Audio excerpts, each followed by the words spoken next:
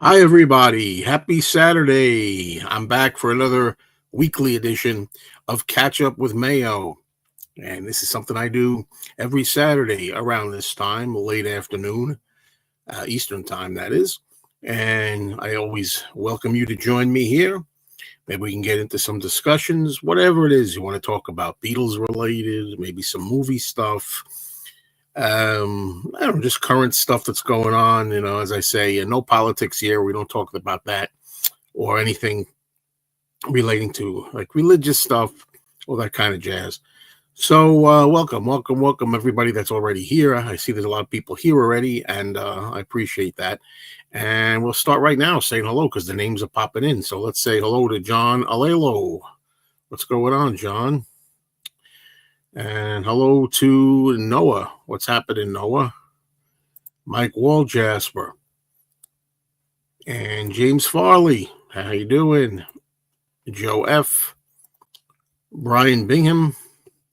Nick, the CD man. Hey, Greg Gardner, Brad Hill, Elementary Penguin. I was trying to play around a little bit with I don't know why I did that with the style here. I'm going to see what happens if I put the classic back. Let's see what happens because I think the comments are bigger on the classic. I'm just going to try it. Like, for example, this one here. Yeah, there you go. Okay. So did you hear about the guy that found a master tape of the Decca tapes in Canada? Yes, I did hear about that. And I saw a little video. It's good news in a way, but it's nothing really, of course, rare or unusual in the sense that we all know about the Decca tapes and we know what they are. It's not new music. It's not never before heard Beatles or anything like that.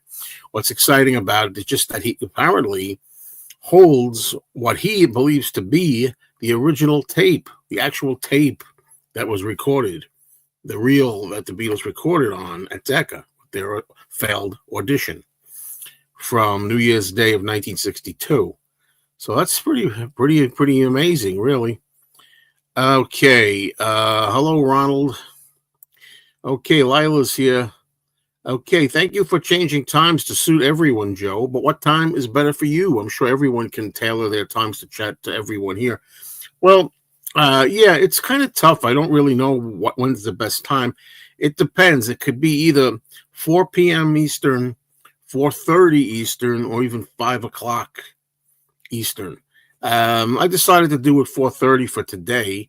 I hope this works out for you. Well, I forget what time it is. I think in England it's 9:30 p.m. now, right? I think so. Let me know. Oh, yeah, I got you with that. A couple of people say it's the Joe Pope copy. Now, I didn't know Joe Pope had a copy of the Decca edition tapes. I didn't know that. It was actually a copy of the original. Okay, thank you. No, I didn't realize that. Okay. So it's a copy of the original tape. It's no big deal news-wise, I guess, then. It's, like I said, it's music that we've heard before. It's not unheard of music by the Beatles. It's not never before heard songs of the Beatles. Okay, it's 8:30. Okay, so it's 4-hour difference where Lila is. Okay. I'd rather that they find the Band on the Run demos that were stolen in '73. Yeah, right. I think you and the Two Legs guys would like that to be the news. Okay. Let's go here. Good afternoon, Chrissy. Good to see you. And we are ready to start our show, such as it is here. And we'll see where the comments take us and the people that participate.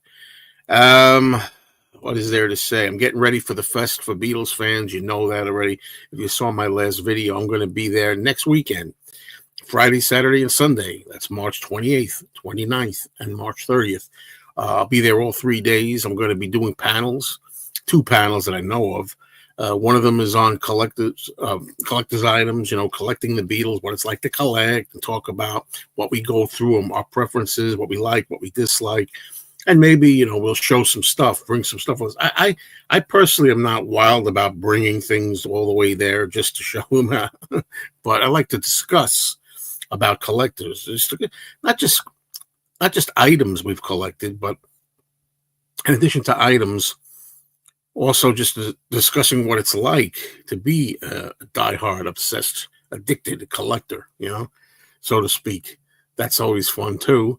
But also, in addition to that, I'll be doing a More Talk panel. And for those of you who don't know, I have another channel here where I'm a participant with 3 other hosts called Talk More Talk. And that has to do with solo Beatles 99% of the time.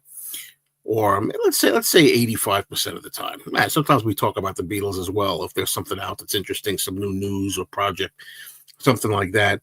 And we're going to be doing a panel, Talk More Talk. And the subject is going to be, and I know some people might be coming up with ideas, but you don't have to do it here. But it's going to be like, what are some decisions in the solo Beatles careers, the 4 of them, that were smart moves and not so smart moves? And that's what we're going to talk about. Hello to Cherry Carter. What's going on? Don't forget to hit the record button this time. Yeah. It came to Mickey Dolenz. Right, that time. Yeah. It's a good thing I had my friend Robert S. last time there as a backup with his footage because my camera was off. Yeah. I wonder why they don't reissue these new releases on picture discs like Venus and Mars. Now, I'm not sure of this. I don't know if there's no picture disc, but I heard there was a picture turntable mat. Is that right? Maybe not picture disc, but turntable mat for Venus and Mars. I heard there was a lot of merchandising, a lot of Venus and Mars swag or whatever, or merch or whatever the current term is. And quite frankly, I'm not involved in that really. I'm not really doing anything with Venus and Mars. But, who knows? I heard there's going to be some T-shirts, coming that are coming out or available now. So there you go. Robbie, Detroit's Vinyl. What's going on, Robbie? Always good to see a little picture in the corner of the King. It looks like, am I right about? It looks like the Spin Out era, Spin Out of Speedway era. Would you agree with that? 67 or 68 Elvis? 67. I'm guessing 67 Elvis for that. Around there, 68 maybe. I don't know. Is Robert S. and Marv going to be there? I'm pretty sure Marv's going to be there. I'm not 100% sure Marv, but I'm 90% sure. And I'm 100% sure that Robert S. is going to be there. So there you go. Is the hotel booked for Beatle Fest? It's been booked for months. Yeah. You got to get them early, really. You got to get them early. Hello, Eric. What's going on? Andrew Dixon dropped the Venus and Mars video. Yep, Andrew's back. I saw that.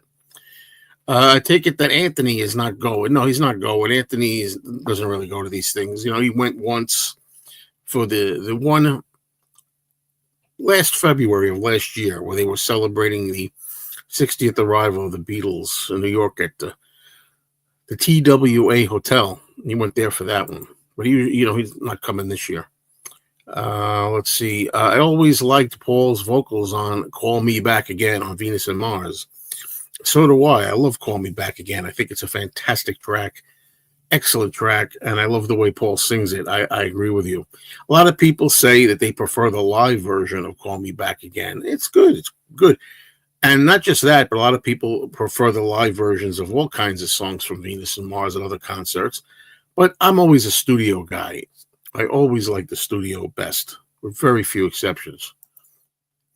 I have a second-hand copy for $3 of Venus and Mars from a record fair. It's a little worn but superb, but we'll not be getting these over-expensive new versions. Well, neither am I. I opted out of the half-speed masters. Now, I take it for what it's worth that these half-speed masters sound absolutely wonderful, that the sound is probably greatly improved. I've never had a problem with any of the various versions I have on CD or vinyl of Venus and Mars up to now, particularly the Archives version, when they did the Archives not too long ago. I just don't really want them, the half-speed masters. So, Charlie says, hey, Joe, got your haircut ready for the fest? Yeah, it's my fest haircut. That's what you call it. Last fest in Chicago, I let it go long. This time I said, no, I'm going to cut it. Yeah, definitely. It's so much easier, just easier to manage, short hair. So, okay. I was listening to my original UK Venus and Mars and definitely see no need to get a reissue except for the extras. Is it always the same tribute bands at the fest? No. Some of them make return engagements, but not always. I had another FedEx delivery nightmare the other night. I'm hearing about certain nightmares with all kinds of delivery services lately. I love "Give Me a Ring" from One Hand Clapping. I'll give you a ring. Yes, very very much fun. Good track. Good B side. I like studio versions better, although Deep Purple's live Highway Star rules. Yeah, I wouldn't know about that one, but I'm trying to think which ones.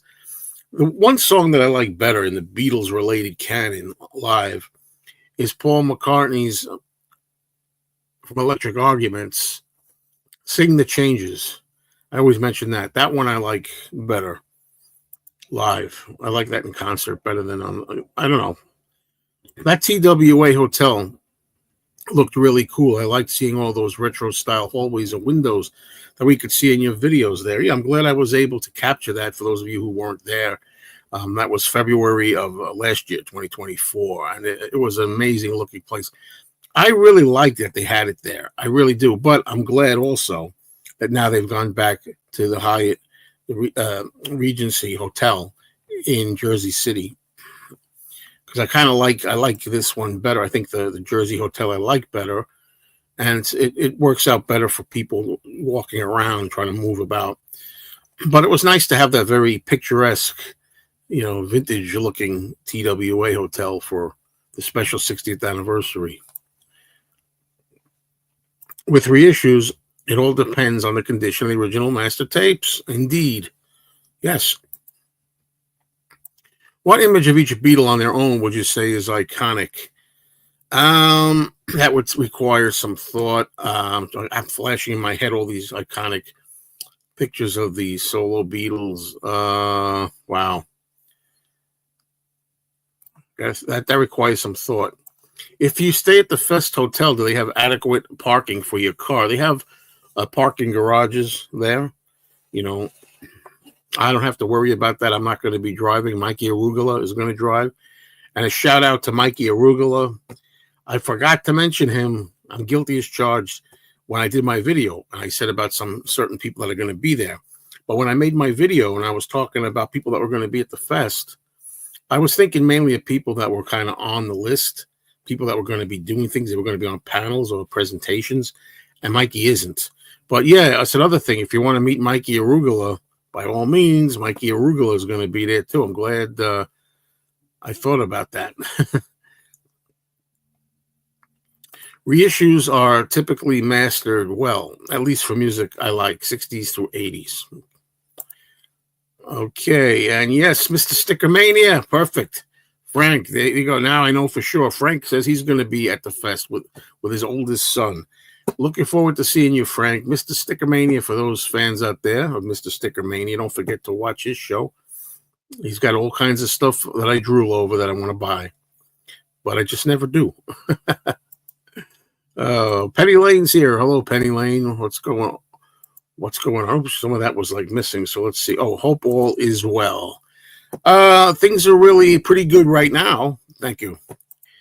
Let's see. Do these fests reignite your interest in the Beatles again? Well, I always have interest in the Beatles. My interest for the Beatles doesn't wane, but I have said that my desire to play Beatles music every day is not a thing. I could go weeks without playing Beatles music. Solo Beatles music is a different thing because I'm not as burned out on listening to the solo music. But when you go into the fest, you get in a real Beatles mode. You know what I mean? It's a good time to really be into it and really thinking about the Fab Four. And it only helps.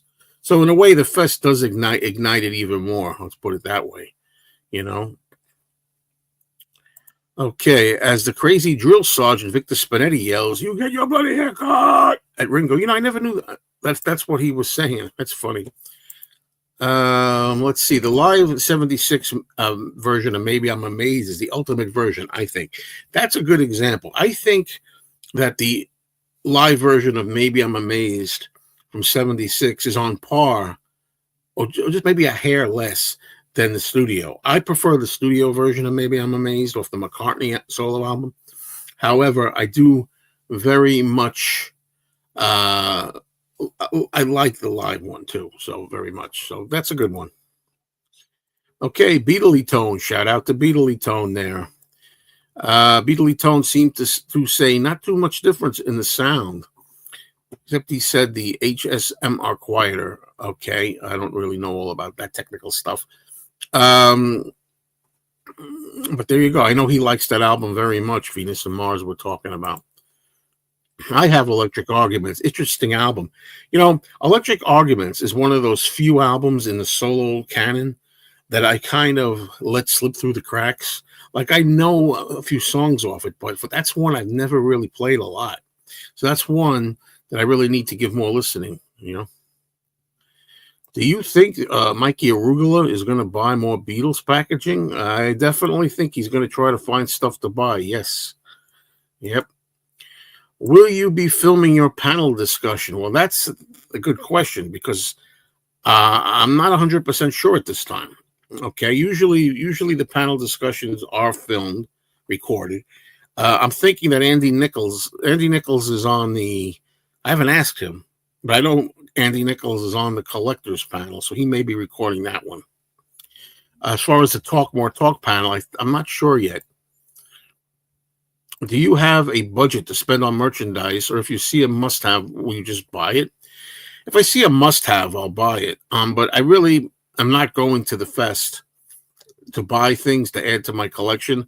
I'm going there mainly for the camaraderie with people, to meet people like you people who like to watch the show, if you'll say hi, and to meet other people and hang out and have lunch, dinner, and talk a lot with people, friends of mine, Tom and Andy, and anybody else, Marv, Robert S., Mikey Arugula, didn't forget you, anybody that I can think of.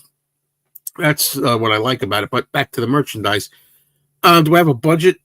I don't have that much money to spend, to be quite frank. I do not, honestly, sadly, this year.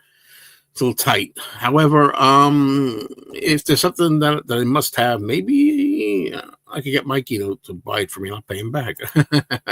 Maybe. I'm pay him back. Do you hear me? Pay him back. Have you heard of the amazing limited edition 468-page book titled "The Beatles in Canada: The Origins of Beatlemania"? No, I didn't know about these things. Wow, this is why I appreciate this. It's a follow-up book. There's a follow-up book coming up.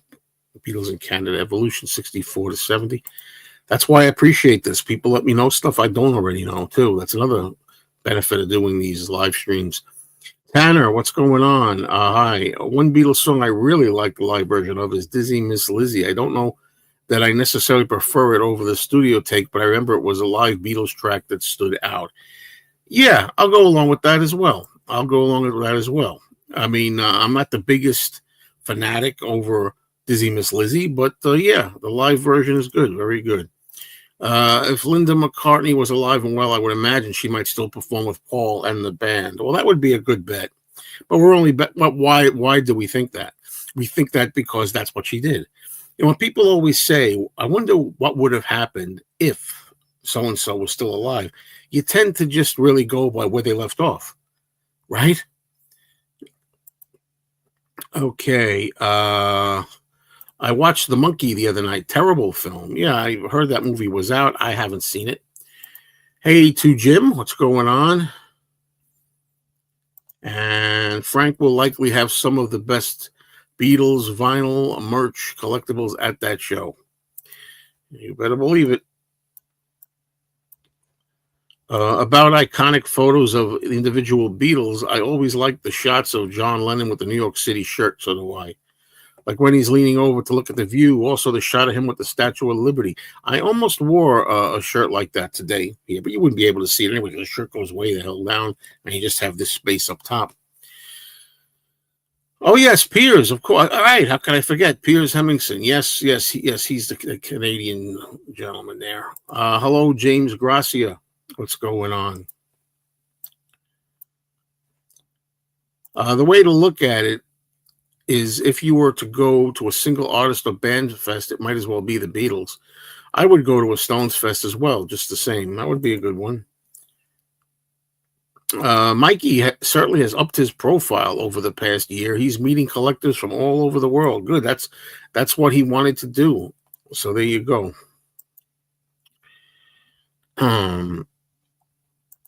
There's like a remixed Sour Milk Sea with George on vocals, Eric at guitar, John and Paul harmonies from Helter Skelter. Sounds good. I don't know what it's about. I think I enjoy Paul McCartney's solo work more as he seems to have more fun, whereas I always found Lennon and Harrison stuff a bit preachy. You know, we were listening to some George, the concert for George, with all the friends of George's, the other artists who paid tribute to George. And I say it again, I made a video on this, which didn't do well. I'm very surprised it didn't do well. I expected it to do better.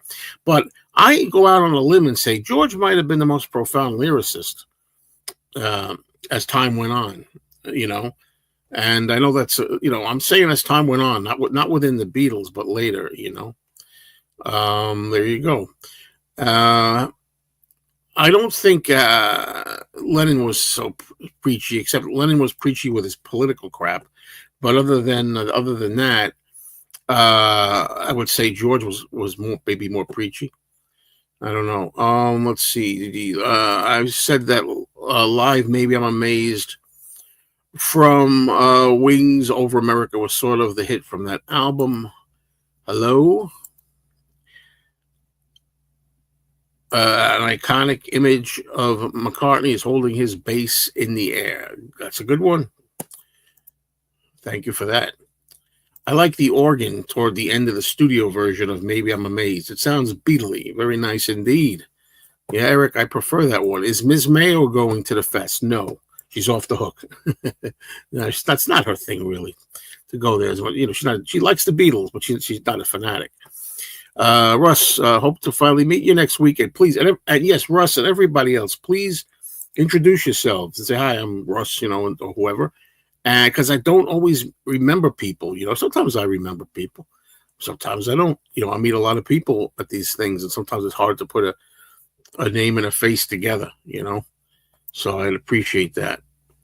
Yes, Tanner says Electric Argument is a unique album from Paul, definitely up there with my favorite modern McCartney records.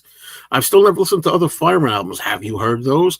I have not heard all of them, which is, I know it must drive Tom Hunyadi crazy because I have Rushes and I have not heard it. For example, I heard some of the Strawberries, Oceans, Ships, and Forests. Not very good. Do you guys always wonder if either Paul or Ringo may just turn up at a fest? Well, I think it's a good, solid $1 million bet that they'll never show up. However, anything's possible. Nothing's to stop. Paul's in town. Nothing's to stop him from making a surprise appearance and not telling anybody. But I don't think they'll ever come to the fest. If they found the Decca master tapes, they should let Peter Jackson do his magic. Amen to that.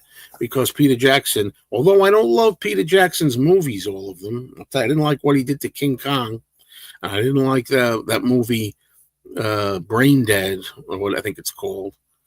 Is it Dead Alive or Brain Dead? And I never saw Lord of the Rings. It's not my thing. But anyway, the point is, I like what Peter Jackson does to the actual music. He's very good with the music. He's a curator of the music, a restoration master. I visit vicariously through your reporting at the fest. I'm still going to be reporting at the fest. I'm still going to be taking some footage. I always do, and I will. However, I wonder if I'm going to do as much as I usually do, because a lot of times when you're recording all that stuff, it kind of keeps you away from enjoying the fest yourself because you're so busy recording it. You're not really experiencing it. But I'm still going to record some, for sure. What guests are you looking forward to seeing at the fest? Well, as we know, and I've said this many times, the guests at the fest are not the draw anymore because, as as Susan Ryan put it once herself, who organizes events at the fest and everything, people are always saying, "Well, the guests are not any good. The guests are weak." And she says, "Well, what do you expect Mark Lapidus to do? Exhume corpses?" I mean, So anyway, your answer is Eddie Deason.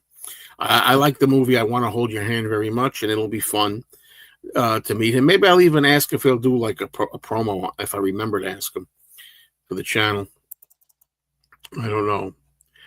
I've never been to Liverpool. Never have. No, never been to England.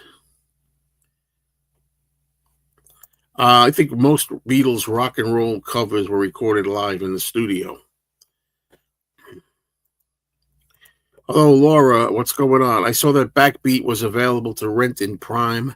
Watched it last night. Hadn't seen it in so many years. It was actually better than I remembered it. Well, Backbeat is one of those movies that I think is pretty good Beatles wise.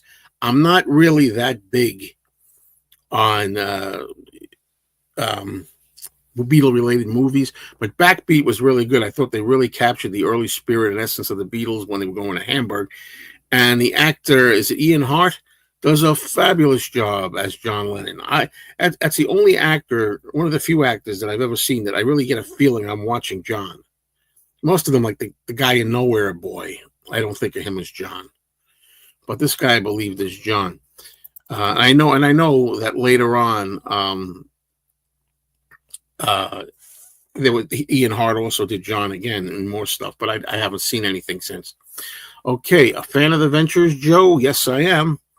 I recently got a Japanese EP on Liberty. Very nice. It's funny. I was at the record store the other day, and there were albums there by The Shadows, and I was discussing it with the guy who works there. And I said, "Well, what do you like better?" And he scoffed at the idea that I would even ask the question. He said, "The Ventures are much, much greater than The Shadows." I don't know, Hank Marvin. I really wonder. What do you think? Who do you think are better if you had to pick, The Shadows or The Ventures? I like them both. But I think maybe I'd give the nod to maybe The Shadows. Are you leaving early so you get there before the fest actually starts? Yeah, we're going to be leaving early. We're going to be getting there sometime early Friday. The events don't start till around 5 p.m. We'll probably be getting there around, I'm going to say around 1 p.m., something like that. Yeah, I'm not a big fan of the song Sour Milk Sea. I know a lot of people like that song. I'm not really a big fan of it, but I'm glad you like it. All right, let's go here. Do you like What You're Doing from Beatles for Sale, an unplayed track? Even though it sounds like a lie or a cliche, I love every Beatles song just to different degrees. Some of them I think are great. Some of them I think are just good. Some of them I think are pretty good. What You're Doing would fall into the very bottom of pretty good. I remember when Paul recorded it, I'm pretty sure, I think it was, I don't know if it was George Martin, but somebody in the studio asked Paul, "What are you going to call this, Paul?" And he said, shit, take one. Now, I like What You're Doing. Here's where everybody chimes in. "I love What You're Doing." Oh, don't say that. How could you say that? It's great what you're doing. I'm just saying, when you put it alongside the other Beatles classics, is it really as great as some of the others? No, I'd say the same for Tell Me What You See, which I also love. Concert for George is incredible. I'm never at a loss for words when I see it or hear it. Concert for George is probably the most watched item in my entire video collection. I watch that at least once a year, every year. And the other day I was listening to the audio CD in the car. I think it's fantastic. It is my favorite concert, maybe of all time. Maybe it is that good. And you could tell all the friends who are there, the great artists, you could tell they all love George. They love him, and they're friends, and they respect him, and they're talented. They do a great job. I always thought George's lyrics were very good as well. Yeah, I mean, it's something that, believe it or not, a lot of people don't think about it. A lot of people just take it for granted. Oh, George, yeah, okay. Yeah, George did Here Comes the Sun. George did something. While My Guitar Gently Weeps. when you really take his music, especially in later Beatles songs, the late era, and when you get into All Things Must Pass, Living in the Material World, and you start getting off on that, you can really find that. And if you listen to the words closely, some people just let the words just go in one ear and out the other. If you really study them, they're pretty profound. George was a great lyricist. Am I correct that George had the first number one solo hit? I believe My Sweet Lord was the first Beatles single. It's not to hit number one. George didn't have a side piece like Yoko. Yeah, and he didn't have a side piece like Linda also. So let's not forget that Paul also had Linda. I remember your George as the lyricist comment, and I agree. Yep. Thanks.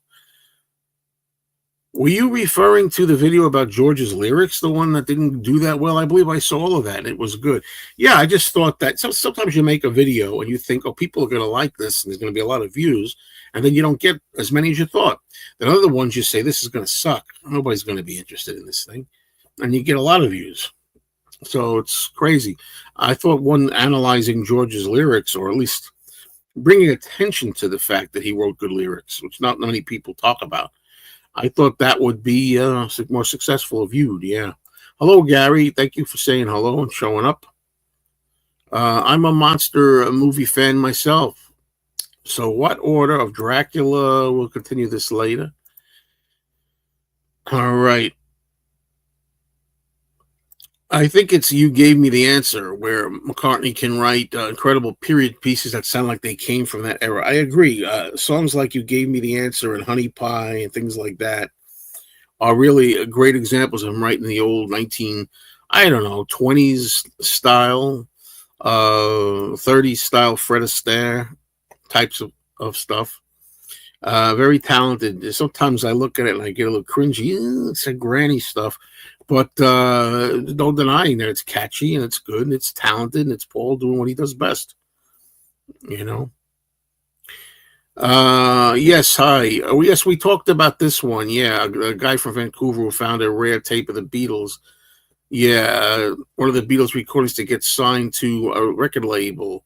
Yeah, it was a tape when they did the Deco editions in January 1st of 1962, but it turns out it's not somebody was telling me, I think Noah said, it turns out it's not the original master tape, it's a copy of it. Okay.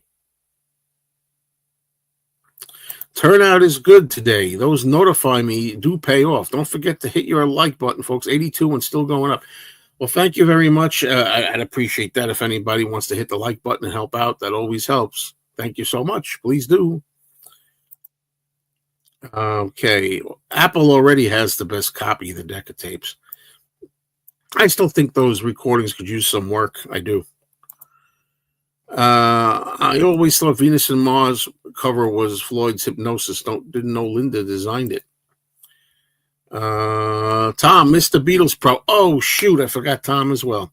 Tom is going to be, I'm glad you popped up here. Tom, Mr. Beatles Pro. He's going to be at the fest too this coming weekend. And to me, that's a special treat because I did get the privilege of meeting Tom in August of last year in Chicago, but I don't think he usually goes to New Jersey Fest. So it's really good. As of right now, by the way, it's up in the air. I really want to try to go this coming summer in August back to Chicago Fest. But I don't know if I could swing it financially. I'm going to try. We'll see. I might wind up trying to go there as well. Okay, I like monster movies myself, so I'm curious, what's your favorites as far as Dracula films? Well, first we start with Bela Lugosi in the original 1931 Dracula. I love the sequel to that called Dracula's Daughter, even though Dracula's not in it. I love that.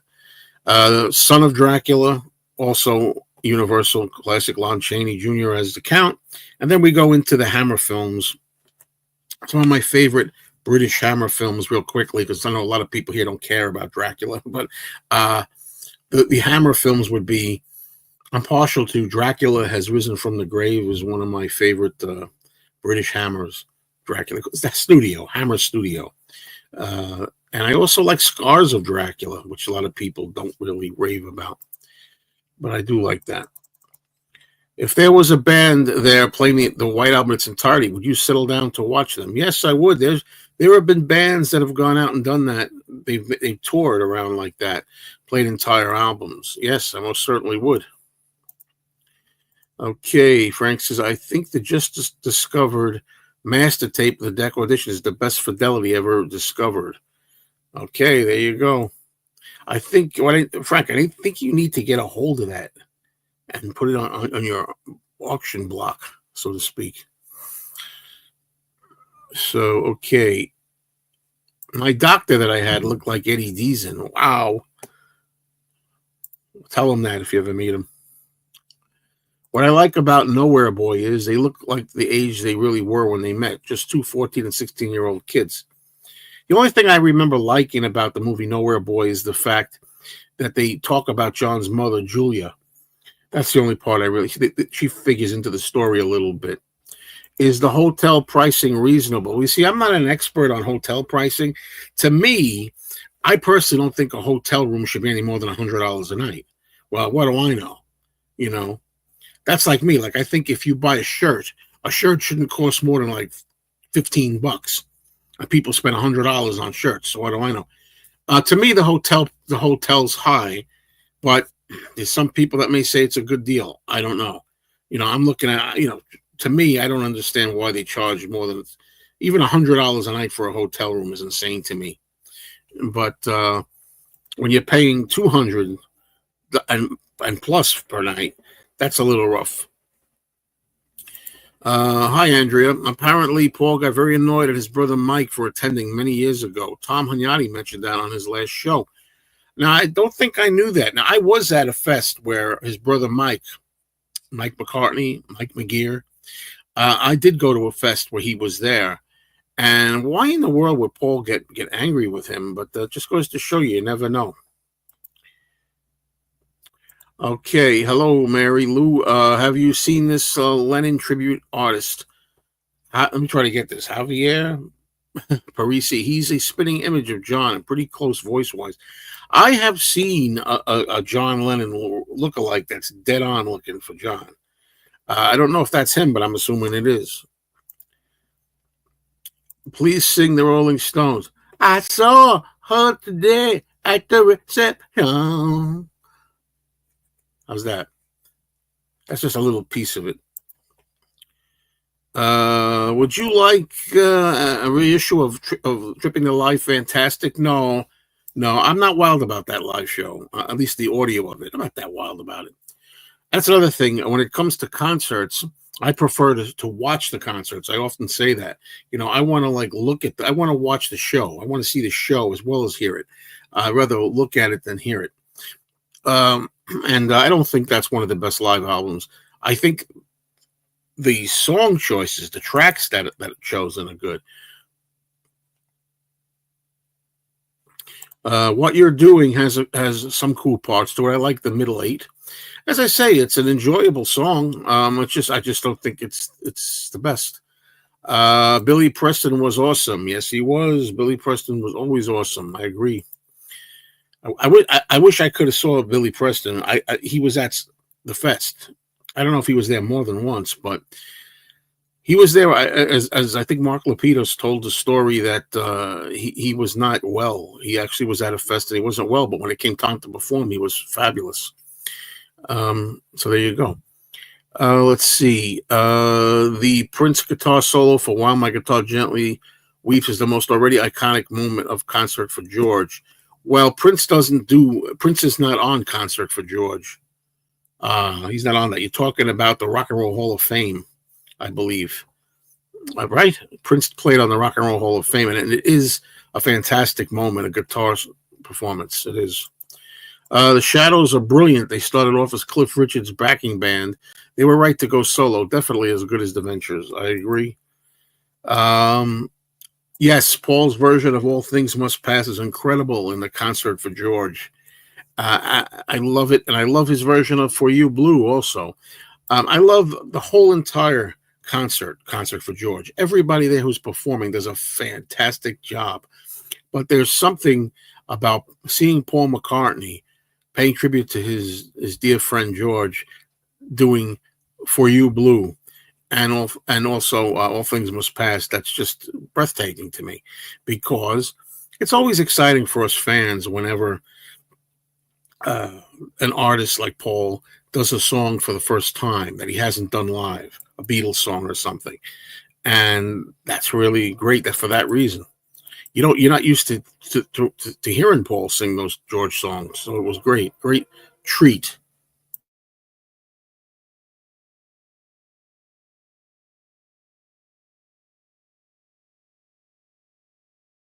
Sorry, folks, I'm trying to drown out a train that's passing by here. That's why it took a little time to mute and wait. So anyway, Concert for George was a fantastic show. You're right as rain on that. Yeah. It was actually Sideboard. I was thinking of as in John's lyrics come together. All right. I always liked the lyrics in the song The Inner Light. Yes, indeed. Me too. A movie or miniseries should be made accurately based on Mike Hill's amazing book, John Lennon, The Boy Who Became a Legend. Do you know who Mike Hill was? I don't, but I definitely think a miniseries should be done properly on John. They did that awful movie, John and Yoko, A Love Story, in 1985, which was abysmal, I thought. The Beatles versus Stones argument. How did the media compare these two bands to slug it out with each other? Well, it was mostly the media. The Stones and the Beatles were pretty much friendly rivals. And it was basically the media that pitted them against each other. They were pretty much friends in real life. And, they tried to do the Beatles were the nice, clean boys you could take home to mama. And the Stones were the bad, monstrous rebels, disgusting, dirty, perverse pigs. And I've always heard that in real life it could have been the other way around. I don't know about that. I like Pink Floyd, but I wouldn't see it. Life is short. You got to pick and choose your entertainment. Yeah, there's a good quote that I could use. I like those period pieces like Honey Pie and You Gave Me the Answer. I have no problem with songs like that because Paul would also totally rock out on other songs. Agreed. But like I said, I can't help it. When you're listening to like songs like Come Together, and you're listening to Something, or you're listening to I Want You, She's So Heavy, and then Paul comes in with Maxwell Silver Hammer. It's just tough. Sometimes it's tough to take. Doesn't mean I don't like and enjoy Maxwell Silver Hammer. I do. As a matter of fact, I made a video once, songs that underrated songs by the Beatles, and that was one of them. But I love Paul when he's doing stuff like You Never Give Me Your Money, and he's doing Oh Darling, on that album, and stuff like Golden Slumbers and Bathroom Window and stuff. Let's see. I always hit the like button as soon as I get on here. I appreciate that. Some people may want to refresh because I think a lot of comments are coming in. I don't know how that works. Where a lot of comments come in late for things we've already talked about a while ago. I don't know how that works. Yeah, I agree. Forget playing Name That Tune if Marv's going to be there. Yes, I learned that a long time ago. Marv is always winning those. And Marv, if you're listening to this, I know what you do. You really bang in the buzzer early, before you even hear it practically sometimes. Or maybe as soon as you hear the first note, he's in there, and he listens to the rest. I don't know. Maybe I'm wrong, but whatever it is, you got it down.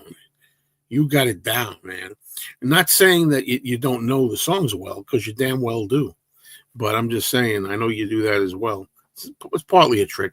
When I was playing those trivia contest games at the fest on the panels and stuff, you do have to get in there quick. Let's see. Hypnosis photographed the cover, but based on a Paul and Linda's idea, Venus and Mars. George's Be Here Now is really a beautiful piece of music from Living in the Material World. I agree with you. And it's going to be released as a single, a 12-inch, I think, colored vinyl single on Record Store Day. Good afternoon. Good afternoon. Okay. Dracula always had a perfect center parting with his hair, and yet he could not see any reflection in any mirror. Oh, come on, please. Yeah, I mean, I know what you're saying. It's funny, but we don't take things that seriously, do we? I always go with "She Loves You." I mean, it's impossible for me to pick a favorite Beatles song, but I always say "She Loves You" because number one, I love the early Beatles. My favorite Beatles are the earlier Beatles, even though I love all of them. It's my preference. And also number two, "She Loves You" is one of the first songs that I ever loved as a child that got me into the Beatles. And number three, "She Loves You" epitomizes everything about the Beatles. It's Beatlemania. It's yeah, yeah, yeah. It's excitement, scream for this band. The girls go crazy. It's the energy. It's the power. It's the hunger of this young group ready to kick ass. And every time you hear it, that's a song I never get tired of. There's certain songs that get played out, you get burned out on them. But a song like "She Loves You," if I'm fortunate enough to be in my car with an oldies station on, and I hear the beginning, boom, boom, the drumming, I'm off. I'm like off into outer space, la la land, happy. So that's a nice long answer for you. And yes, the Fab Four is a great Beatles cover band. I agree with you. Pink Floyd at Pompeii is amazing. I always found Pompeii a bit depressing. I'm the same with Tommy. The Hammer Studio made The Hound of the Baskervilles with Peter Cushing. It was made almost as if it were a horror movie with some scary scenes when the Hound attacks people. Yes, indeed. Hello, DJ Trish. Subscribe to DJ Trish, by the way. Hello, Trish. How are you? Thank you so much. Did the Beatle Fest happen yet? No, it's next weekend. Otherwise, I wouldn't be here. But no, it's this next weekend coming. Maybe you could go there and say hi one day. How great would that be? Pop in there one day, Saturday or Sunday or something. I think maybe Paul thought his brother doing a record show would cheapen. Well, it's not a record show. It would cheapen Paul's image with the family trying to make a buck doing whatever at a record show. Who would want his brother's autograph? Well, first of all, a lot of people. It's funny. I don't know what I was thinking. I didn't get his autograph one back then. But yeah, a lot of people would and did. Are you given an itinerary for the fest of things you're doing, or do you keep some time free to do what you want to do? Well, because I'm on two panels, I know like Saturday I'm on a panel at 12:30 in the afternoon. Then I get a break, and then I do a 2:30 panel. I got two panels on Saturday to do. In between that, what you do is you look at the booklet that gives you the scheduling, and you try to arrange an itinerary. You try to arrange a day for yourself. How am I going to manage my time? What did you think of yesterday, and what did you think of the depiction of an old John Lennon? The movie yesterday was okay. I thought it was a fun, decent movie. I own it back there, and I think the scene with John Lennon was I didn't know it was coming. So touching, so emotionally uplifting, and bittersweet because we know he's dead. John's dead, but we like to imagine that maybe he was still alive. I think it's a wonderful scene. I think they nailed it with that scene. I bit the bullet and I ordered the Venus and Mars 50th. Okay, well, in that case, make sure you enjoy it. Just make sure of that. Billy Preston was great in the Beatles and the Rolling Stones. For the Stones is playing on Black and Blue in particular. Let It Be is excellent. Yep, great artist. I always love what he did, with the Beatles, and I always say the outtake of the Beatles song "I Want You, She's So Heavy" has a really great wild organ playing by Billy Preston, but they didn't use it. They should have, I believe. Mike Hill was the childhood friend of John Lennon who introduced him to music. Little Richard. Mike Hill now lives in Australia. Very cool. If I reread, because I did read Mark Lewison's first book, Tune In, and it's my number one Beatles book, recommended for everybody. But he probably mentioned that. I remember him mentioning that when John got into Little Richard. Everything, when you think of John Lennon, Everyone says, "Oh, John was all about Elvis, Elvis, Elvis, Elvis, Elvis." Now that's true, but the thing is, he wasn't a Little Richard as well, and Chuck Berry, and Buddy Holly. And I remember a day when supposedly he kind of went off Elvis and went more into Little Richard. So anyway, there's that.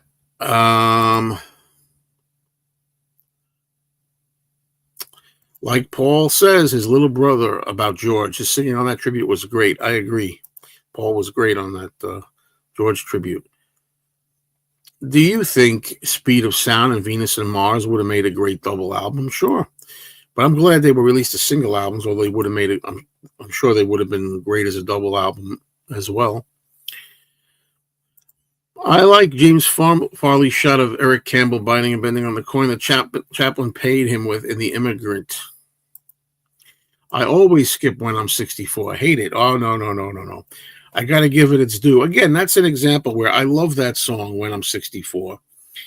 And, but yet at the same time, you do feel like, here we go again, Paul's la-di-da granny music. I'm not trying to put Paul down.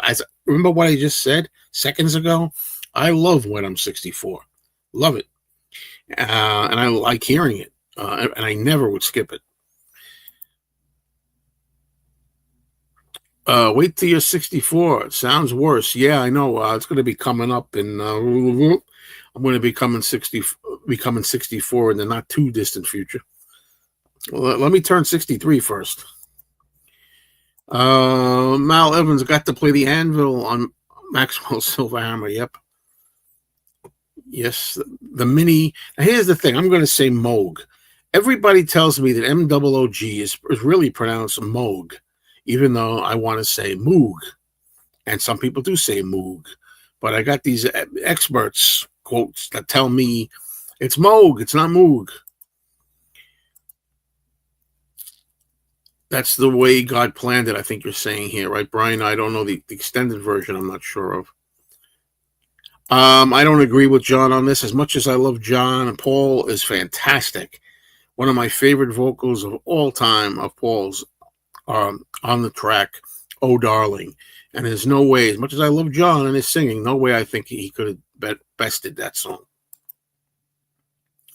Marv is the buzzmaster at the fest. That's right, Patrick. You're like a big kid at these fests, Joe. Absolutely. And that's the way, that's the way you got to be. I don't care. You want to call me, big kid? Fine. I don't mean you. I don't mean you, by the way, Lila. I'm talking about other people out there that might look at it as a down thing. Oh, he's like a big kid. For those people out there that look at it as a derogatory thing, bring it on. I love it. Love it. Because the older you get, the more you want to stay young, right? It's funny. I brought this. This is a canister. I think Kid O'Toole got me this as a gift, and I got water in here.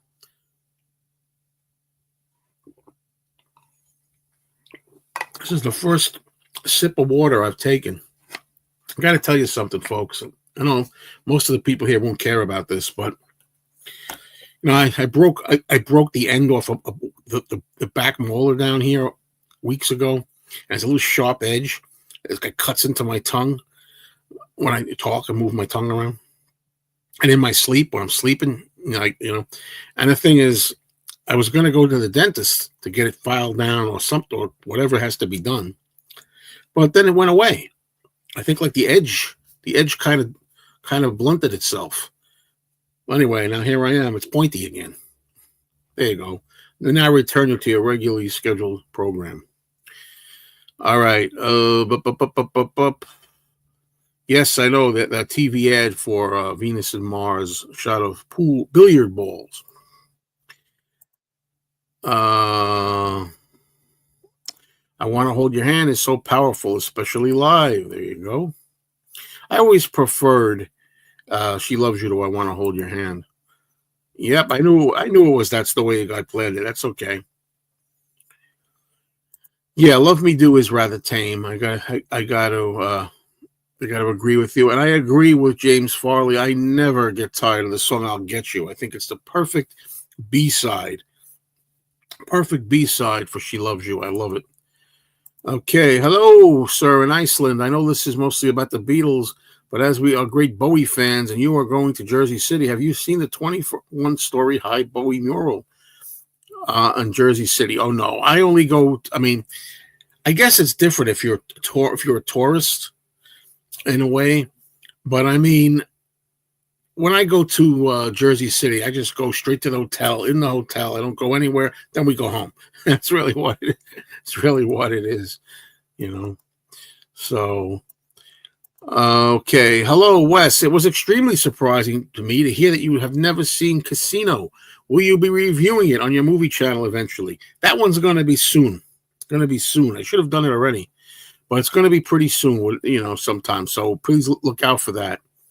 You know, I watched Casino for the first time. Yes, indeed.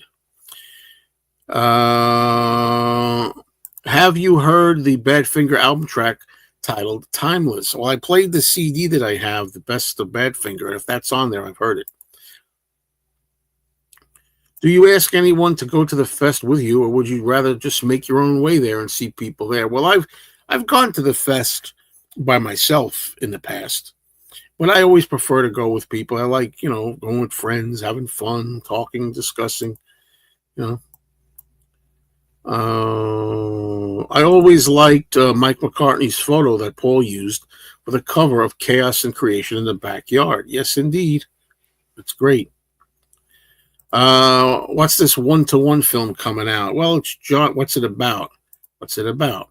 The one-to-one film is when John and Yoko in the early 70s, 1972 to be exact, living in New York City and getting together with Elephant's Memory, and they did a concert.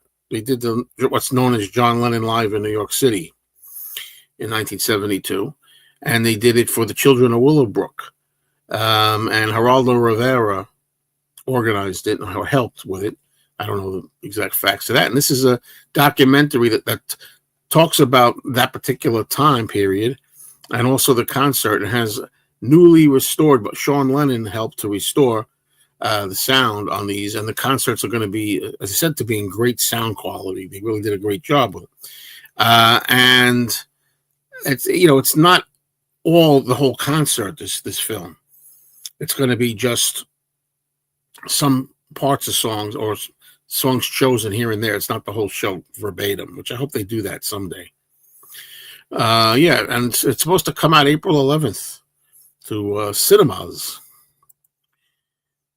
Yeah, I would like to meet Paul's brother. George's sister Louise was a really sweet lady to meet. I never met Louise. She was at the fest a few times, but yeah. John was into so much music, including his contemporaries like Nielsen, whose Pussycats album John produced, and others. I know he liked Dylan as well. Yeah. Hi, Gary. You know, nice haircut. Thank you. At least somebody likes it. I hate haircuts. In case you don't know, I hate haircuts. I don't like short hair that much. The only thing about it is short hair is easier to manage. It's easy to manage. I mean, just put a little water in it, it's ready to go. You don't have to go through this big thing, a wash and blow dry every time. But anyway, thanks. Let's see. Hey, it's Kid O'Toole's here. Kid, if you want to come up, you can. Just let me know. You know, I know if you're not ready, sometimes people are not prepared. By the way, I hope I didn't get this wrong. I think you sent me this. I'm not sure. This was a gift from you. And if so, I'll take some more water in your honor. I know you're supposed to have a straw or something like that, but I got this top on here just in case it falls over. I had an accident recently on my keyboard. You're right, Joe. It's pronounced Moog. M-O-O-G. Thank you. Did you see the movie Sgt. Pepper's Lonely Hearts Club Band with Donald Pleasance? That's the only name I'm mentioning. Well, I don't really know. He was in that. I don't know. I never saw Sgt. Pepper's Lonely Hearts Club Band, the Bee Gees thing, all the way through anyway. When I'm 64 is the first song I'm listening to in 2 years and 3 months. I know what you mean. I'm going to have to do that too, I think, when the day comes. No. I know in your case, you didn't mean it that way. I know you didn't mean it that way. No, not mean spirit. I mean an excited big kid. Superb attitude you have to everything. Well, that's how I am when I'm here. You should have saw me earlier today. You know, I wasn't feeling too well earlier today. Seriously, I mean, I have these moments, and I don't know what you call them, but these moments, these episodes or whatever, and I'm not feeling so great. But sometimes this really brings you up. Just doing this. No, I do get excited about these things. When I come on here and I talk to people and we're talking about things I like and Beatles and stuff, uh, it's great. And I get excited. So, how far are you into Lost in Space now? I just watched the worst episode of the entire series. I'm into season 2, the middle of season 2. Season 2 has really rough episodes in it. I just watched an episode called Mutiny in Space, which is the worst, in my opinion, the number one worst of all the Lost in Space episodes. And the next time I watch one is going to be the Space Vikings, which is another terrible freaking episode. I know. Why am I watching it? Because I'm trying to be a completist. This guy, it's a goal of mine to get through the entire series. I watched a lot of them when I was a kid that I hated. The ones that are really bad, I didn't see, again, since I was a kid. 97 watching, only 32 likes. Please hit the like button. Hit the like button. Hello, kid. I always like your enthusiasm on Talk More Talk. That's what, gotta be enthusiastic. As a kid on February 9th, All My Loving really fires me up when it comes on the radio. Yep. For sure. Let's see. Thank You Girl, somewhat underrated if you ask me. Well, I'll tell you what, Joe, I'll agree with you on that. I love Thank You Girl. I think it's underrated.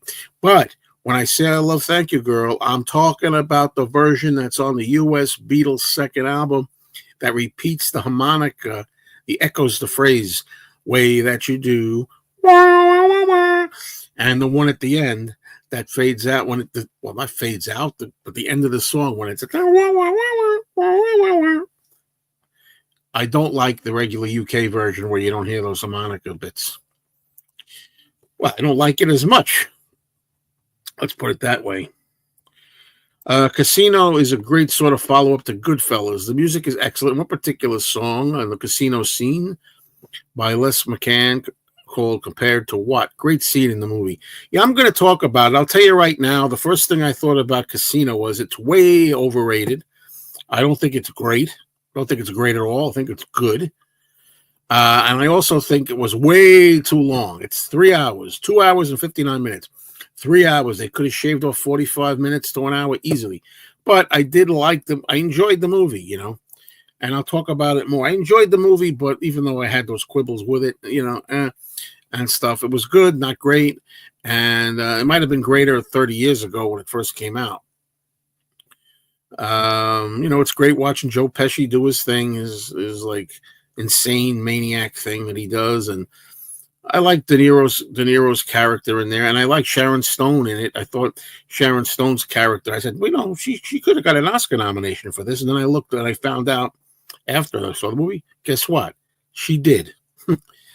So, yeah, there were things I liked about it. Let's put it that way. Do you have late nights at these fests, later than usual, as if you were at home? Sometimes. It's fun to sit around and get into discussions with people. I don't do that as often as I'd like, Okay, here's Harry, who says Casino wasn't good. There you go. I thought it was good, just not great. But for me, a year and 2 months till 64. Oh, man. Yeah. Let's see. Yeah, I like Ringo's drumming toward the end of Thank You Girl. Yeah, well, it took a long time to get that right. If you want to take a listen, I should say, on the outtakes, they really try hard to get Ringo to get that right at the end. They went through a lot of work. But it was good. The outcome was good. I was amazed at how dark, moody, Saturday Night Fever, the movie was. Took me by surprise how serious it was. Yeah. Got some serious things here. You didn't call me. You didn't call me. I'm gonna jump off the bridge. Yeah, yeah. Uh, what's this guy gonna kill himself because he got a pebble in his shoe? But anyway, some of the best Ringo drumming I have heard is on the outtakes. Yes, yes, yes, yes. I agree with that. Ringo's just always good. There's a lot of good drumming you can hear on the outtakes that are not featured on. I think that his drumming was subdued on the finished tracks at sometimes, especially the early albums, first few albums. That's why I really hope when those come out and they're remixed, I really hope that we get to hear Ringo's drums better. One of the biggest revelations for me was on the Red album that Giles Martin did, and 8 days a week. You really hear Ringo's drums really kicking ass on that. Low budget tacky was appealing to a kid on those sci-fi shows of the 60s. Yeah, but the talking lady dragon in that lousy episode, The Questing Beast, Lost in Space. Ooh, that was an awful episode too. I just got through that. Now I don't know. I hope Kit's still here to see these things, but Kid, I love your themed backdrop for each of your Talk More Talk episodes. What do you think is the best non-musical film of all time and why? Ben-Hur, 1959. It's got everything. It's got great acting. It's got great story. It's got great characters, great music, great direction. It's got it all. It won the most Academy Awards of any movie at that time. I think 11 Academy Awards, I think. Okay. Which Beatles songs, if any, have lost their power over the decades to you? I don't think any of them have lost their power. There's just certain songs I'm tired of hearing. Like I don't really like to hear "Yesterday" too much. It's still a powerful song. That's the best I could do is say that it's become something I don't love hearing when it comes on the radio. I'm like, oh, this again. "Yesterday," Michelle, two great songs, but I don't always want to hear them. And even something great like Come Together, that lost a little power. When I first discovered Come Together, I'm just trying to be fair here, give John and Paul, equal time here. When I first heard Come Together as a teenager in the 70s, I thought, oh, this is fantastic. Oh, this is beautiful. I just don't think it's quite as strong now as it was then. But if I go long enough, if I can go a year or two without playing Abbey Road, and then I put if I hadn't heard Come Together played to death on the radio for a couple of years, and I hear it, it's always as powerful as ever.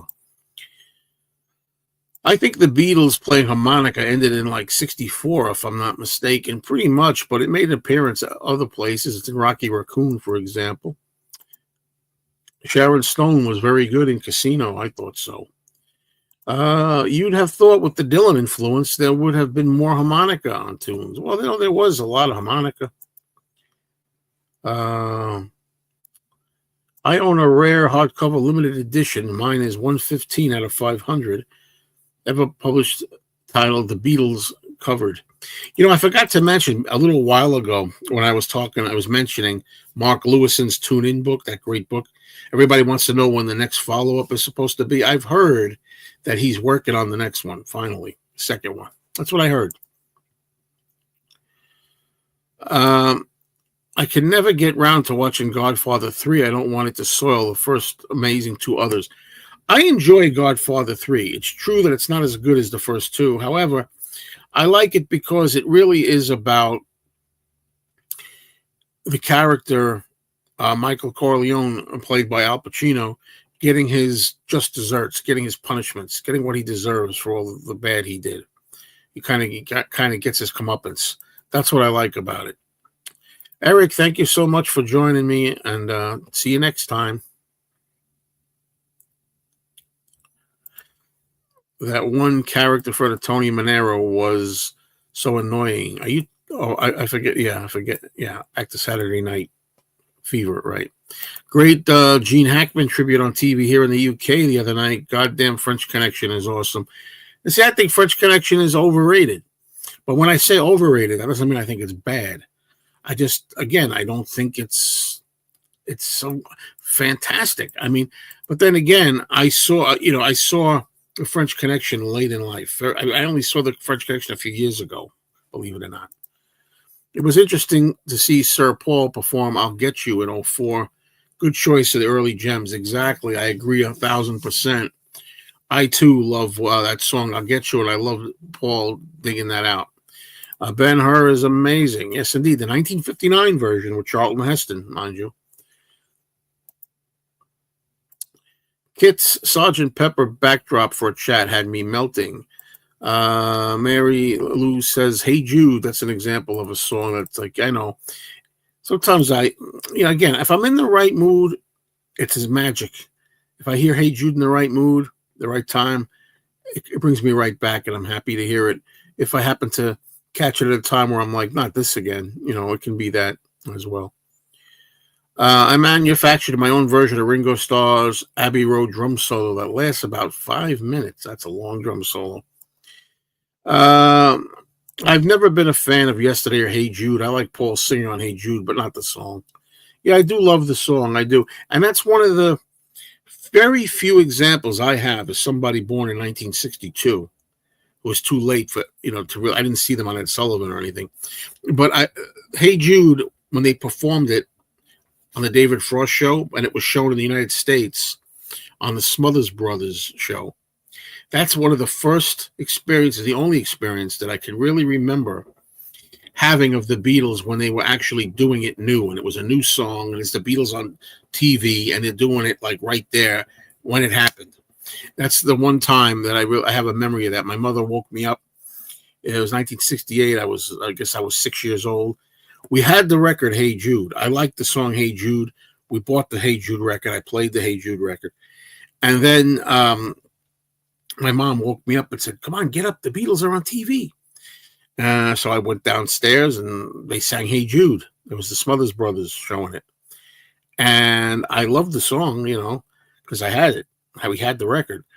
But I remember being mortified that these Beatles were too way out. I mean, John had these glasses on. He had long hair. Ringo had a mustache. I was like, this is not my Beatles that I know. That's about all I could tell you about it. But at least I had that memory anyway. Yeah, I noticed that some theaters out here are showing old movies. Yeah, they are. And I'm glad they're doing that. There's a lot, man. There were a lot of old movies that I've been going to see at revival theaters, and but sometimes the timing of the shows aren't right. Alan C. Records, what's the good word? Let me know for sure if you're going to be going to the fest, because I have a Pete Best autograph for you that I got a long time ago, or 3 years ago.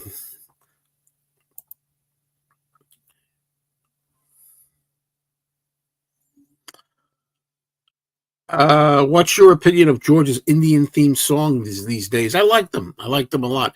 My favorite George Indian song is probably "The Inner Light." I also love the song "Love You Too." If you consider that an Indian song, maybe not. I don't know. It's got uh, the sitar sounds in there, right? Is it sitar? Whatever it's got, I like it. I don't know. Tambla. I don't know. You tell me. Tabla. You tell me what the names of these instruments are. I don't remember. Within You, Without You. Yeah, I like them. The anthology book is immense. It's perfect to hit somebody over the head with if they break in. Absolutely. Why was the title of Godfather 3 changed? I don't know. You're talking about, it was called The Death of Michael Corleone or something like that. Okay. I think that was maybe because they didn't want anybody to know that he was going to die. I don't know. Let's see. I was listening to the Beatles channel while driving today. They played "Those Were the Days" sung by Cynthia Lennon. I thought she was pretty good. Your opinion? I never knew there was a version of "Those Were the Days" sung by Cynthia. You sure it was Cynthia? You must know. Some of the additional cast of Godfather 3 we're talking about, like Andy Garcia playing Sonny's son, were good. Sofia Coppola practically ruins Godfather 3 on her own. I agree. Sofia Coppola was terrible. They wanted Winona Ryder, but Winona Ryder, I forget the reason, was not available. She didn't do it. Now I thought Winona Ryder was such hot woman. Then I just, you know, I mean, I had a crush on Winona Ryder at the time. It would have been great for her to be in there. Did you order the McCartney and Wings Venus and Mars Speed Master, or did you pass on it? I passed on it.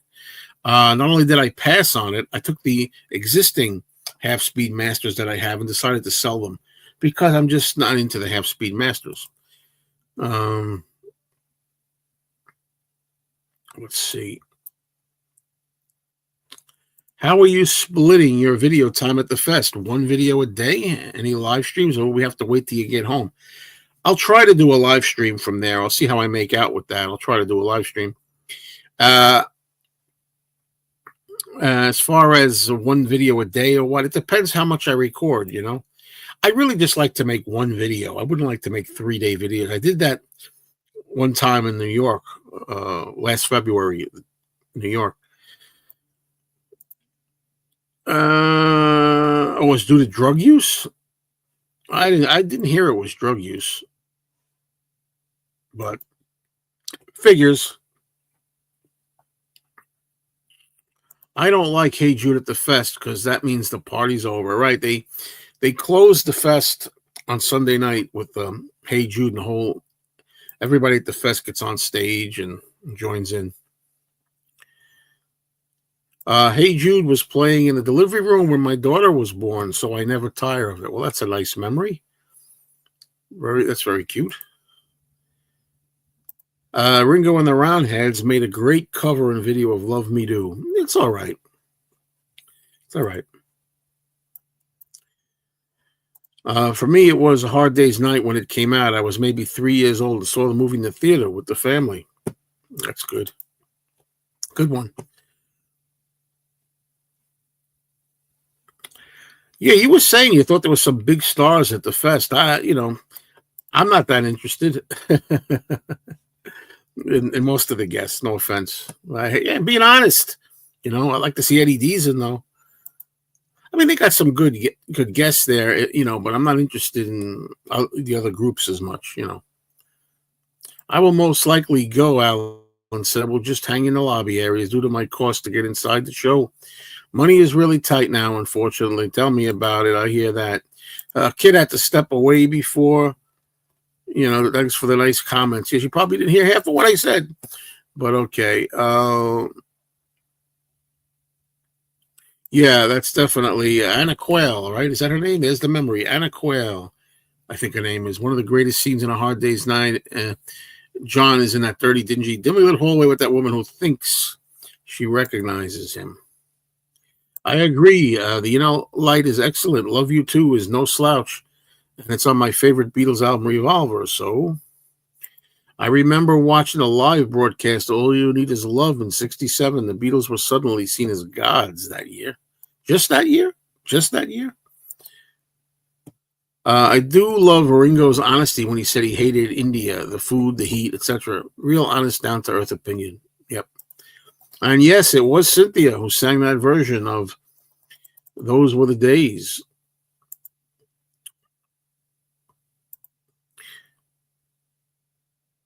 Wow, that's pretty amazing. I never heard of that. Oh, okay. Penny Lane says, yes, Cynthia does more talking, like reciting poetry instead of singing. Those were the days. It wasn't so much singing, it was like reciting it. Okay. Why was Johnny Depp replaced by Keanu Reeves in Bram Stoker's Dracula by Francis Ford Coppola? I don't know, though. I didn't know that. Winona Ryder did Coppola's Dracula and was going to be in Godfather 3, but apparently she enjoyed the cocaine a bit too much at the time. Really, don't get me started on the drug thing, folks. I'm anti-drug. Look at me. Look how up I am without being on anything. You know what? I'm getting high on? I'm getting high on all this. Beatles and you folks out there. That's what I'm getting high on. That's the rush. Okay? And here you got somebody that's a star. She's famous. She's wealthy. She's popular. She can have anything she wants. Need I say more? I wonder if any of the tribute acts will cover Ringo's new stuff. Don't know. I'm sure the higher ranked guests also charge bigger bucks at the fest. Yes or no? Well, I wouldn't know that. I don't run the fest, but I'm guessing. The early concept for Godfather 3 from the late 70s was more interesting, with the Corleones trying to take over a Latin American government in the early 70s, and adult Anthony played a greater role. Will you be going to check out John and Yoko's one-to-one concerts at the theater? Absolutely, I will. Uh, but it's not the concerts, it's a documentary on that period and the concert itself, too. And there's going to be clips from the concert, but it's not going to be the whole concert. The 2-volume Some Fun Tonight, which is on my shelves back here, bookshelves here somewhere. Some Fun Tonight, 2 volumes, an amazing part of my Beatles book collection. Yeah. I also have the book Turn Me On Dead Man, the complete story of the Paul McCartney death hoax. Yeah, well, it is just that, a hoax. you know. When you get to your hotel room, what do you religiously check in the room? I think that people have talked about this before. I don't really think about it that much. But the first thing I usually do is I think, dim the shades. I think the first thing that I do.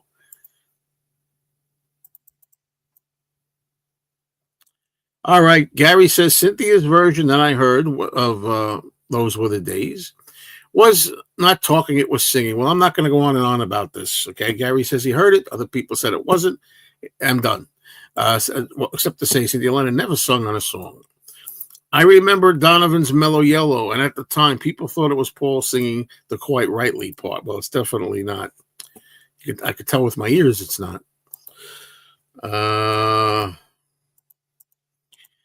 Kid, I don't know if you're still here again. One more time. If you want to come up, you can come up, but I respect if you can't. Agree, Joe. Celebrities think fame is a thing and blame their drug use on everything. Sour Milk Sea, another great George song, denied, but great tune. I don't like it. I'm glad it was denied.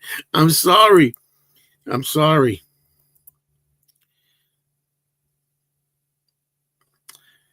Do you think the John and Yoko Sometime in New York City album will be released as a remix box set, or do you think Frank Zappa's camp will stall it indefinitely? I've been told that there's a whole bunch of reasons why that hasn't come out yet. And that's only one of the possible reasons. There's other possible reasons, too. I think we all know the N-word is used in one of the songs.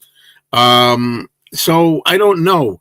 But I have a feeling, and this is just me drawing on it from what I've kind of heard. There's nothing official. But I think that Sean Lennon is going to try his best to get everything out eventually at some way. That's about all I can say. But that's my feeling. Other than the Beatles, who else music-wise are you pretty scholarly about? Honestly, I don't think I'm scholarly about a lot of other music people. Maybe Elvis Presley a little bit, or maybe Bob Dylan I'm starting to get more interested in. Because, to me, there's the Beatles, Elvis Presley, Bob Dylan. Then we'll talk about everybody else after that. That's how I feel.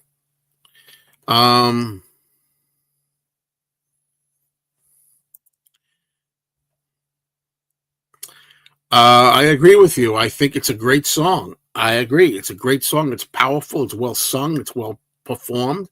I'm saying Elephant's Memory was not the greatest band in the world, maybe, but I love them on that album. I do. I like the sound on that album.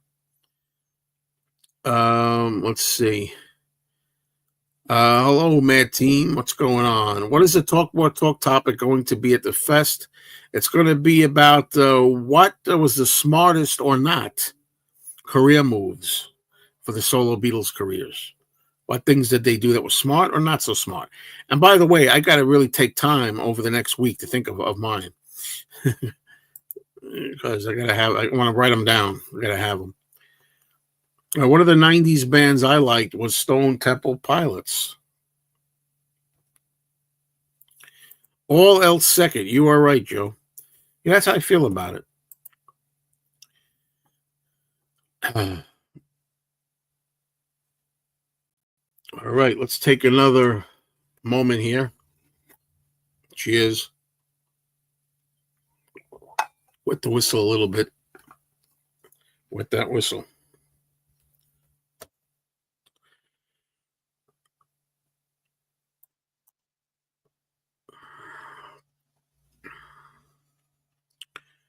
All right, this has been a really good show. I've enjoyed this discussion. I've got a few more minutes, and then I'm going to pack it in, unless any guests come up. I don't know. George Harrison and John Lennon were briefly at the international airport here in Edmonton, Alberta, Canada, on May the 2nd of 64. It was reported in our May 5th newspaper. I think I've seen footage of George with a fan outside, maybe. I think I remember that. So,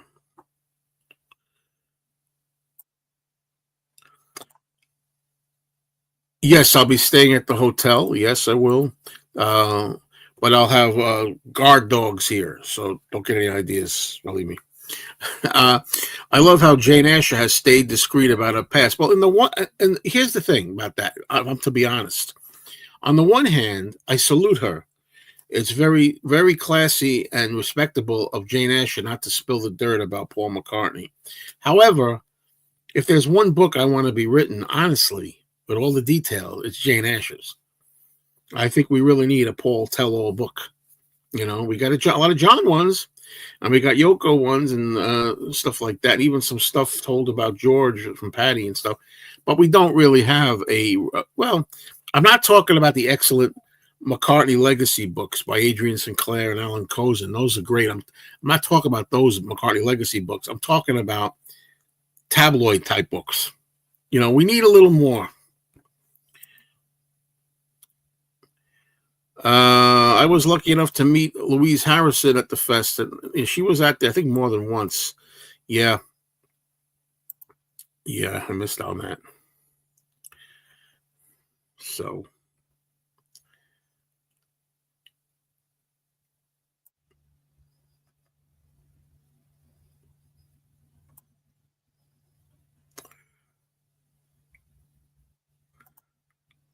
hello, home. Hello to you. George in Illinois in 63. George was the first Beatle, the only Beatle to go to America. And that story about how he went there with his sister and stuff, and or visit his sister maybe, or whatever. And I don't remember the exact detail, but whatever it was that he went back saying it's terrible over there. They don't know us. They haven't heard of us. Nobody recognized George, you know. And then, of course, it wound up getting insane only a few months later. Band Cream performed here in June of 68.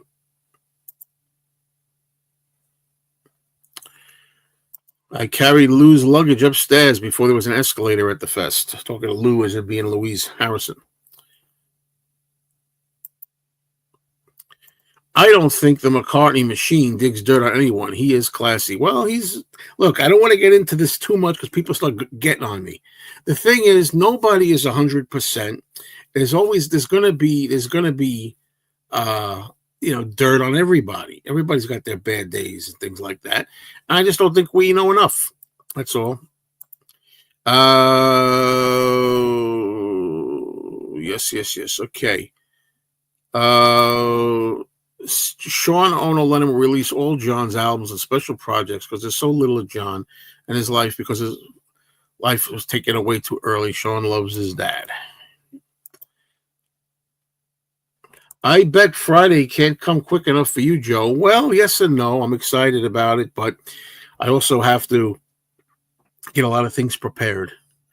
Tony, it's so great to see you here. Tony D. I got to be honest with you, Tony. I was a little heartbroken because I've seen you elsewhere. And I'm like, how come Tony never comes here? You can come here. And good to see you.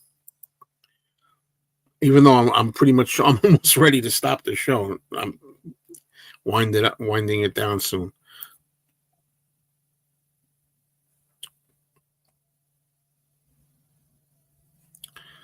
I agree. I love the song "Love Comes to Everyone." I also agree. I love the George song "Simply Shady." Both of those songs I love. Do you remember the three-story garage at the Meadowlands Fest location? I always felt it didn't look too strong. When it collapsed with the snowplow on top, my suspicions were confirmed. I really like that. I mean, those were really good. That was very convenient at that fest. I miss that hotel. People always say it was a Fleabag hotel, but it was our Fleabag hotel. I really liked that hotel. I love the parking situation right there. I really liked it. I was sorry when it went. Tony says I just got the Venus and Mars half speed master, and it's phenomenal. Yes, indeed.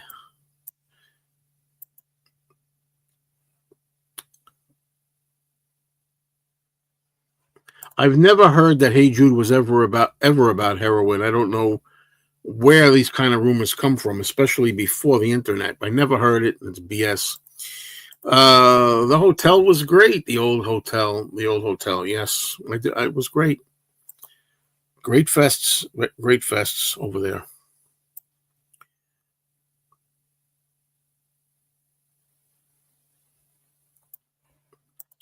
The few fests, excuse me, the few fests I went to were at the Metal End Hotel. It was close to me.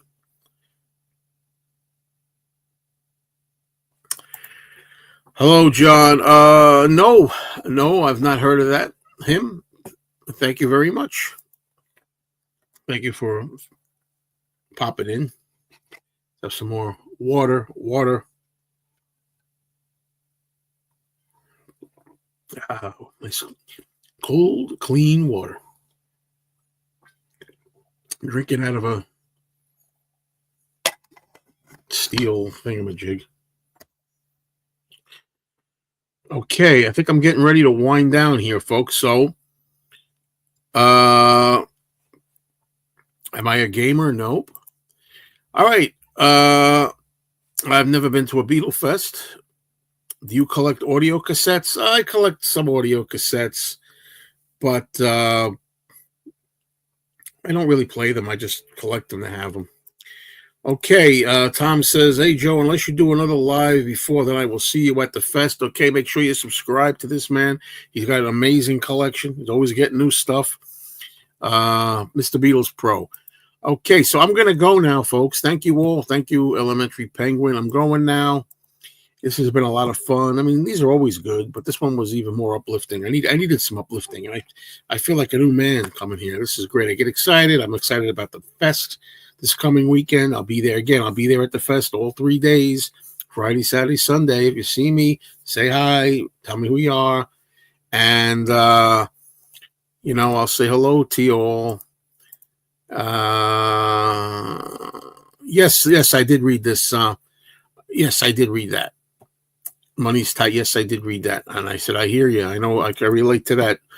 Okay, so thank you, folks. Oh yeah. Tom was asking about next weekend. I'll try to go live at the fest. Obviously, I won't be doing this particular one here. I won't be doing it here. I'll be at the fest. I'll try to do one at the fest. So, okay, everybody. I'm reading your comments. Love you all. Thank you so much. Beatles forever.